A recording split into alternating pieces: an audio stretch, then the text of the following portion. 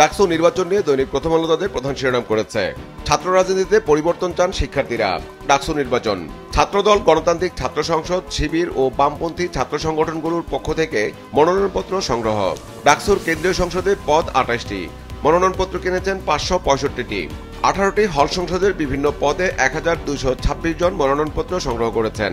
Ambulance syndicate নিয়ে পত্রিকাটি একটি বিশেষ অনুসন্ধান প্রতিবেদন করেছে, যার শিরোনাম দেওয়া হয়েছে হাসপাতাল ঘিরে অ্যাম্বুলেন্স সিন্ডিকেট, জিম্মি রোগীরা। প্রকাশ্যে এসব সিন্ডিকেটের তৎপরতা চললেও প্রশাসনের পক্ষ থেকে কোনো ব্যবস্থা নেওয়া হয় না বলে অভিযোগ রোগীর স্বজনদের।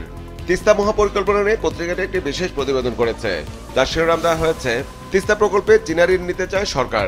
তিস্তা মহাপরিকল্পনা প্রথম পর্যায়ে প্রকল্পটি বাস্তবায়নে ব্যয় হবে ৯,১৫০ কোটি টাকা। চীনের কাছে ঋণ চাওয়া হয়েছে ৬,৭০০ কোটি টাকা। ছাত্র সংসদ নির্বাচন ইস্যুতে দৈনিক সমকাল তাদের প্রধান শিরোনাম করেছে ক্যাম্পাসে চাঙ্গা ছাত্র শিবির, ভিন্ন নামে ভোটে লড়ছে।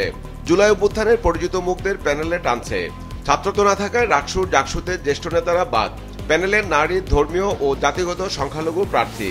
ডাকসু নির্বাচন নিয়ে পত্রিকাটি আরো একটি প্রতিবেদন করেছে, যার শিরোনাম দেওয়া হয়েছে ফর্ম বিক্রি 565, সময় বাড়ল একদিন। ডাকসু, শিবির ও ছাত্র অধিকারের পূর্ণাঙ্গ প্যানেল ঘোষণা। প্যানেল চূড়ান্ত করেনি ছাত্রদল, বাকছাস ও বামজোট। উমামা ও মাহিন সরকারের আংশিক প্যানেল। সিলেটের পাহাড় লুট নিয়ে পত্রিকাটি রিপোর্টের শিরোনাম করেছে পাথরের সঙ্গে লুট হয়ে গেল শাহ আরিফিন টিলাও। টিলা ধ্বংসে জড়িত 26 জনের চক্র। বিএনপি, আওয়ামী লীগ উভয় দলের নেতারা জড়িত। দরবেশের আস্তানার পাথরও হয়েছে লুট।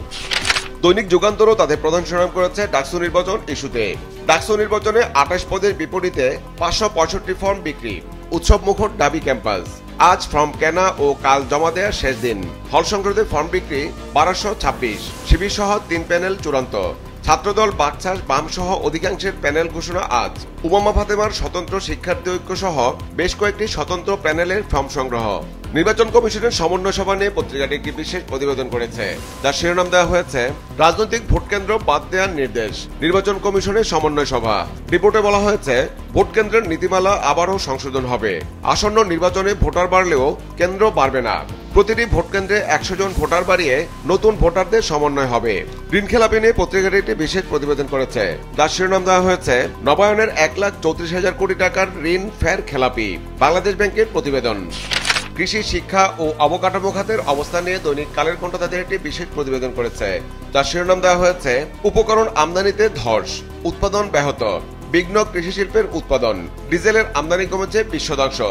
ফার্নেস অয়েলের আমদানি কমেছে 10%। ক্লিংকার আমদানি কমেছে 1,39,000 টন। বিটুমিন আমদানি কমেছে 4,15,000 টন। পাথর আমদানি কমেছে 34,87,000 টন। উপকরণের আমদানি কমায় উন্নয়ন কার্যক্রমে স্থবিরতা। রাজস্বে বিশাল ঘাটতি। জিডিপির প্রবৃদ্ধি 25 বছরের মধ্যে তলানিতে। ডাকসু নির্বাচন নিয়ে পত্রিকাটি রিপোর্টের শিরোনাম করেছে ডাকসুতে ভোটযুদ্ধের হুইসল, সম্ভাব্য প্রার্থী 5 শতাধিক। ডাকসুর জন্য গতকাল 442 জনের মনোনয়নপত্র সংগ্রহ। 18 হলে বিভিন্ন পদে মোট 1226 জন মনোনয়নপত্র নিয়েছেন।